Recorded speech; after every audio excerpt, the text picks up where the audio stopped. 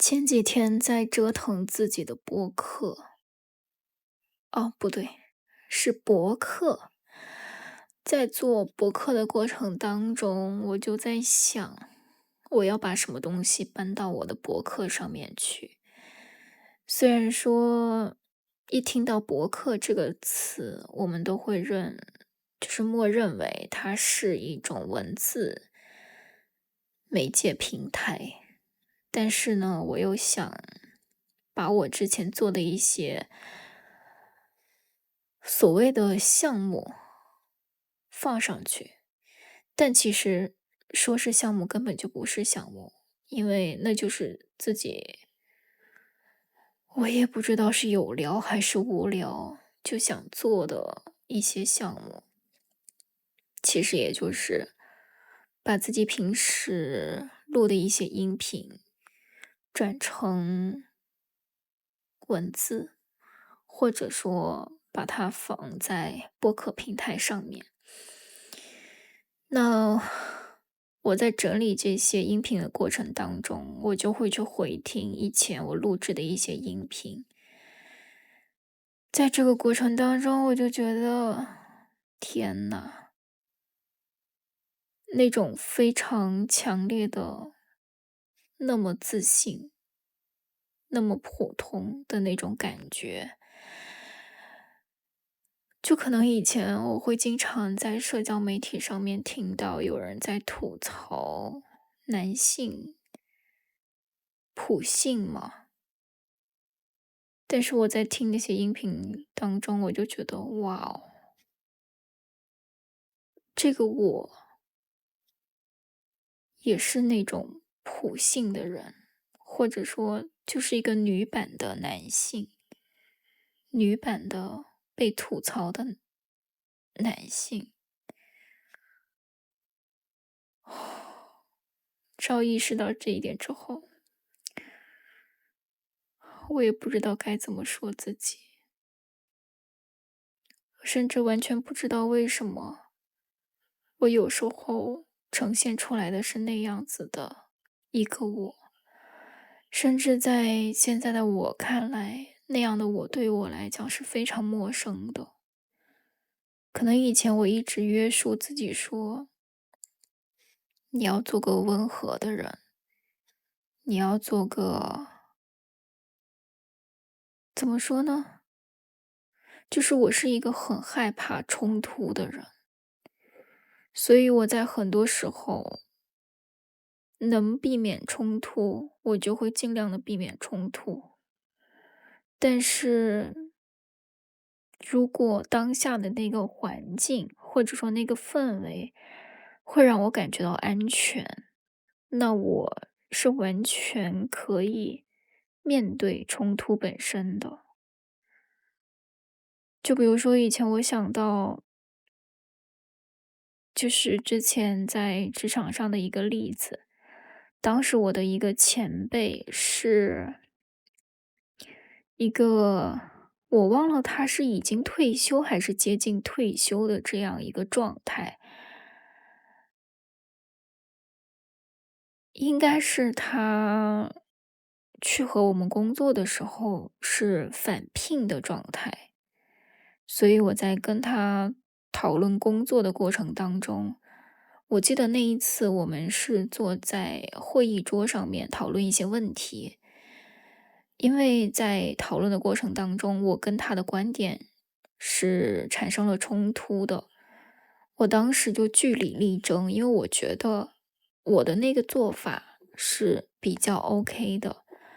就是其实我们讨论的那些内容是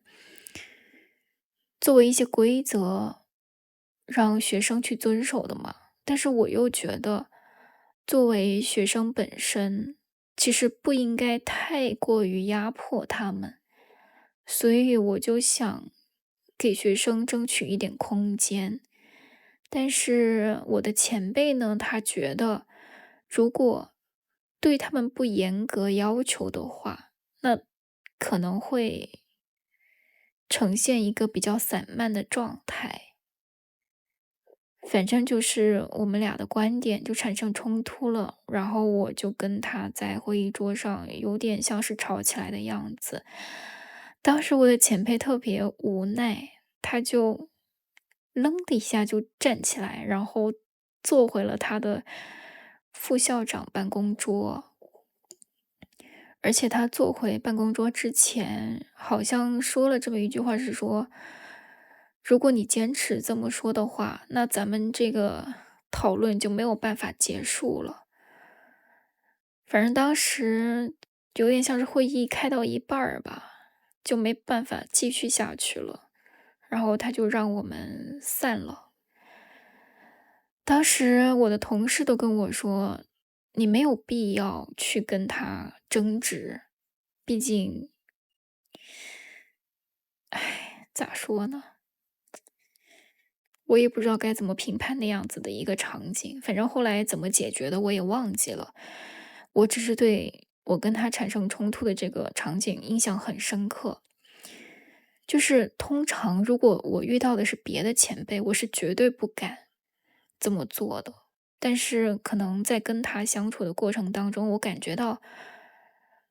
在这个人面前说出我的真实想法是可以的，是 OK 的，所以当时我就这么做了。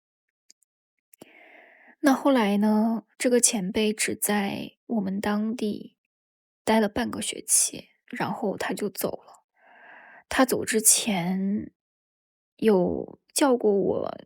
去他的办公室谈话，就是我忘记那次是因为什么原因找我来着，反正也不是什么特别正式的谈话。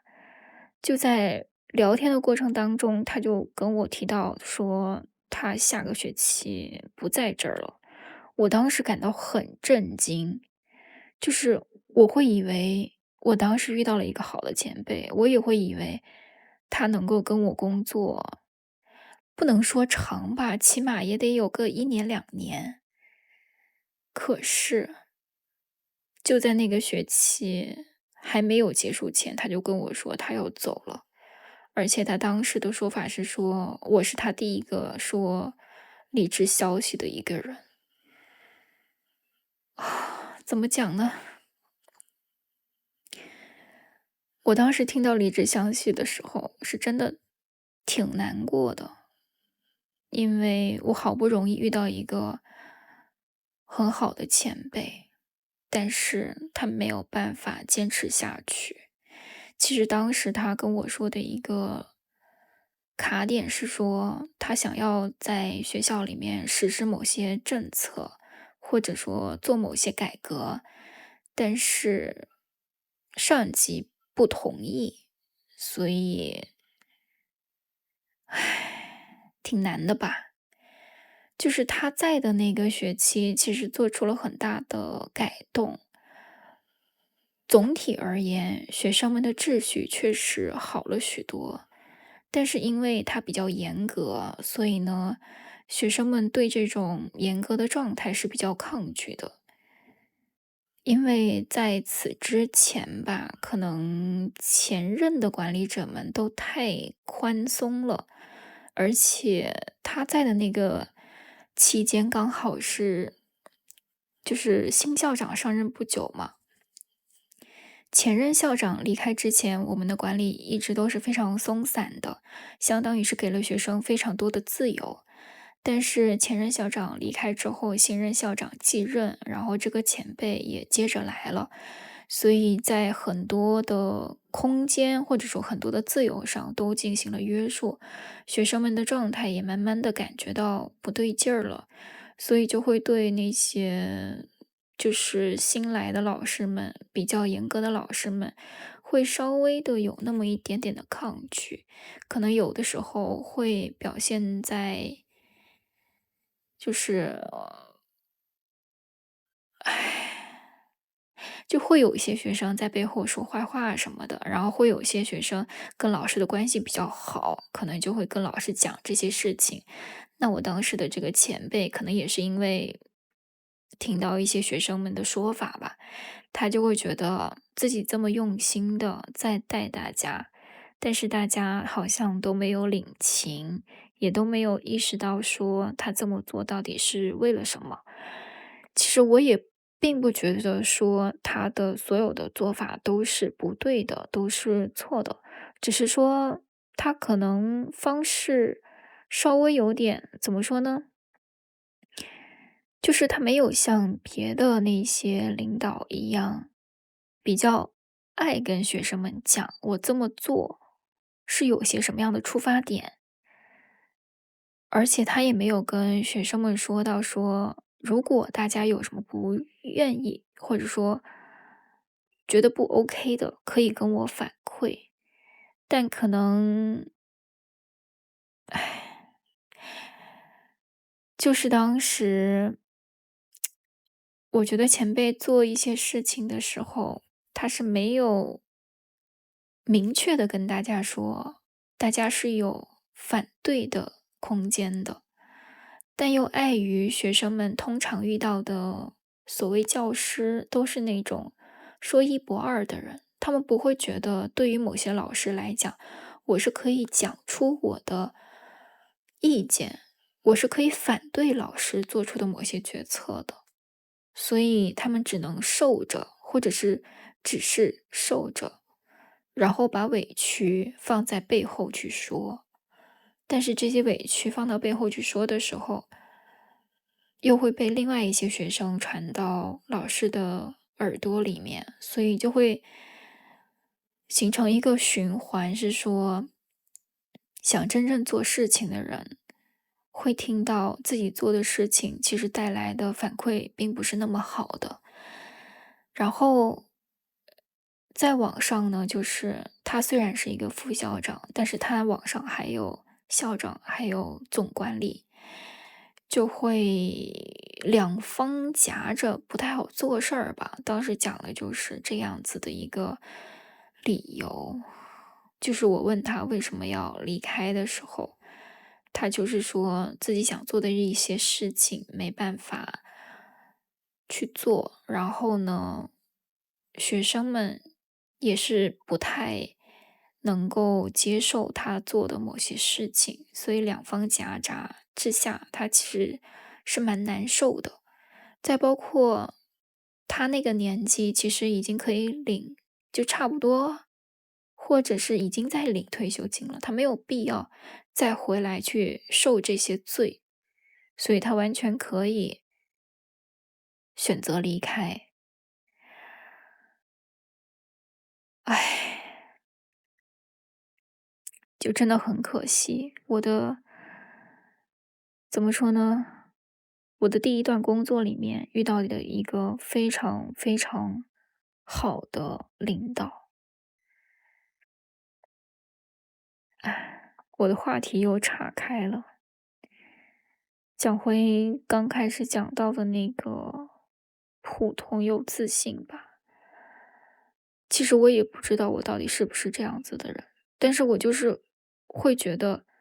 我有时候对人对事的一个态度其实是挺割裂的。比如说我在对外的时候，看着都很好说话，但是其实我内心是有一些不一样的想法的。这些想法可能通常都不会写出去，只是留在我这里。所以有时候去剖析我内心的想法的时候，就会觉得我这个人怎么这么的 mean，怎么这么的高傲？我也不知道能不能只用这样的词汇来形容自己。我还想起来一些别的评价，就是我一直都知道我自己是一个挺割裂的人。那两个评价就是说，就是我比较印象深刻的两个评价吧。一个是曾经一个伙伴，我们是在一个活动当中认识的。我们那个活动维续了7天多吧，反正就是在活动期间，有人问他，我和另外一个伙伴相比的话，他会怎么去形容我们俩？然后他的说法是说，如果形容我的话，他会用冰来形容，但是形容另外一个伙伴，他会用火来形容。我当时真的很震惊，为什么对于我的形容是冰这样的状态呢？就是冰可能代表着坚硬、冷，反正我当时没有想明白，但也因为我当时是才大一的时候，怎么讲？从高中升上大一，然后高中又被所谓的就是在学校里面其实度过的并不那么开心嘛，那段时间也有可能让自己的性格呀，或者是对于交际呀，可能都往很就是我那时候的性格变得非常的内敛，在交际方面也不是那么的主动，就会让人觉得这个人很高冷，不愿意主动去认识别人，或者别人来认识自己了，也会处于一种就所谓的高冷的状态吧。那另外的一个例子是我大学毕业之后遇到的一个同事，他说我外表看着很高冷，但是其实内心很火热。他当时的另外一句话是讲说啥来着？我忘记原话是什么了，反正他说的就是仿佛我内心里面积涌着什么样子的东西没有释放出来。其实我当时觉得说他说的是对的，就是我内心里面好像有一股力量，这股力量一直在被我压制着，但是这股力量到底是什么，我也不知道，以及我为什么要压制它，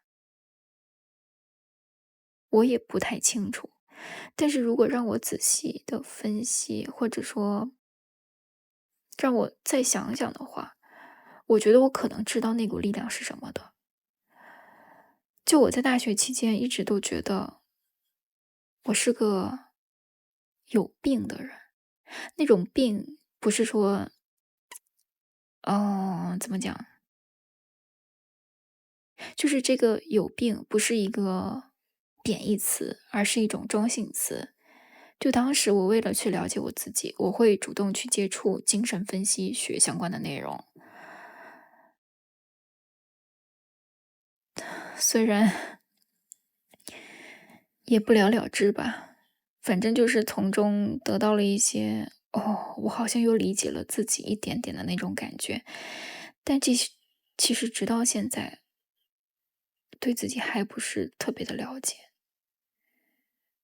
所以回到前面说的那股被压抑了的力量，我不知道是不是一种攻击人的力量，或者是一种，